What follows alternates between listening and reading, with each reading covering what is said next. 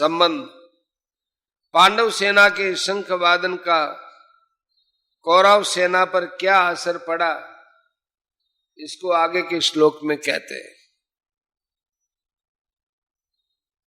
सघोषो धार्तराष्ट्राणां हृदयानि व्यदारयत् नभश्च पृथिवीं चैव तुमुलो व्यनुनादयन्। और पांडव सेना के शंखों के उस भयंकर शब्द ने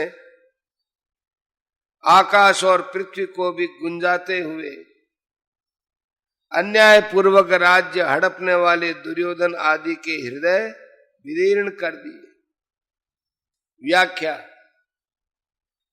सघोषो धार्तराष्ट्राणाम हृदयानि व्यदारयत् नभश्च पृथ्वीं चैव तुमुलो व्यनुनादयत्। पांडव सेना की वह शंख ध्वनि इतनी विशाल, गहरी, ऊंची और भयंकर हुई कि उस ध्वनि प्रतिध्वनि से पृथ्वी और आकाश के बीच का भाग गूंज उठा। उस शब्द से अन्याय पूर्वक राज्य को हड़पने वाले के और उनकी सहायता के लिए उनके पक्ष में खड़े हुए राजाओं के हृदय विदीर्ण हो गए। तात्पर्य है कि हृदय को किसी अस्त्र शस्त्र से विदीर्ण करने जैसी पीड़ा नहीं, वैसी पीड़ा उनके हृदय में शंख ध्वनि से भी हो गई। उस शंख ध्वनि ने कौरव सेना के हृदय में युद्ध का जो उत्साह था, बल था, उसको कमजोर बना दिया, जिससे उनके हृदय में पांडव सेना का भय उत्पन्न हो गया। संजय ये बातें धृतराष्ट्र को सुना रहे। धृतराष्ट्र के सामने ही संजय का धृतराष्ट्र के पुत्रों अथवा संबंधियों के हृदय विदीर्ण कर दिए ऐसा कहना सभ्यतापूर्ण और युक्ति संगत नहीं मालूम देता। इसलिए संजय को धार्तराष्ट्राणाम न कहकर तावकीना नाम, आपके पुत्रों अथवा संबंधियों के, ऐसा कहना चाहिए था, क्योंकि ऐसा कहना ही सभ्यता है। इस दृष्टि से यहां धार्तराष्ट्राणाम पद का अर्थ जिन्होंने अन्याय पूर्वक राज्य को धारण किया है ऐसा लेना युक्ति संगत और सभ्यतापूर्ण मालूम देता है।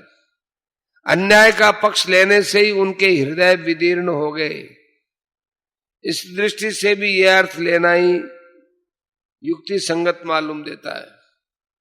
यहां ही शंका होती है कि कौरवों की 11 अक्षौहिणी सेना के शंख आदि बाजे बजे तो उनके शब्द का पांडव सेना पर कुछ भी असर नहीं हुआ, पर पांडवों की 7 अक्षौहिणी सेना के शंख बजे तो उनके शब्द से कौरव सेना के हृदय विदीर्ण क्यों हो गए? इसका समाधान यह है कि जिनके हृदय में अधर्म, पाप, अन्याय नहीं है, अर्थात जो धर्म पूर्वक अपने कर्तव्य का पालन करते हैं, उनका हृदय मजबूत होता है, उनके हृदय में भय नहीं होता है, न्याय का पक्ष होने से उनमें उत्साह होता है, शूरवीरता होती है। पांडवों ने वनवास से पहले भी न्याय और धर्म का राज्य किया था और वनवास के बाद भी नियम के अनुसार कौरवों से न्याय पूर्वक अपना राज्य मांगा था। अतः उनके हृदय में भय नहीं था, प्रत्युत उत्साह था, शूरवीरता थी।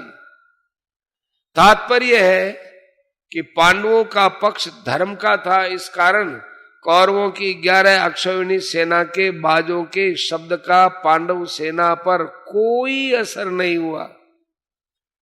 परंतु जो अधर्म, पाप, अन्याय आदि करते हैं उनके हृदय स्वाभाविक ही कमजोर होते हैं।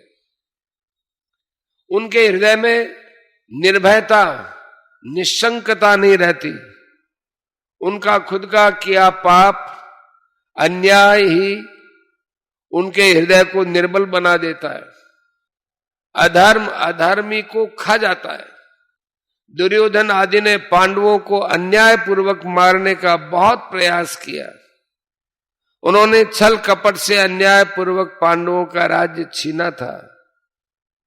और उनको बहुत कष्ट दिए थे। इस कारण उनके हृदय कमजोर निर्बल हो चुके थे।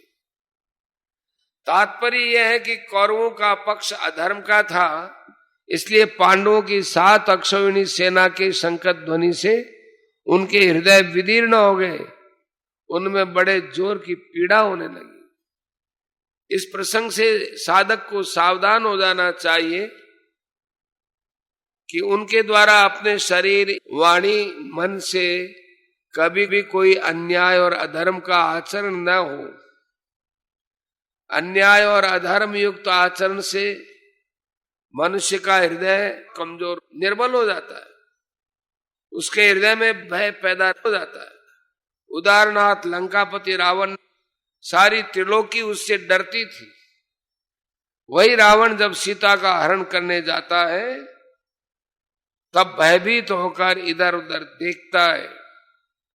सून बीच 10 कंदर देखा, आवा निकट जति के बेखा, जाके डर सुर असुर डेराई, निशिन नींद नहीं अन्न न खाई, 110 शीश स्वान की नाई, इतउत चितई चला भड़ी आई, इमी कुपंथ पग देत खगेसा, रहन तेज तन बुद्धि बल लेसा।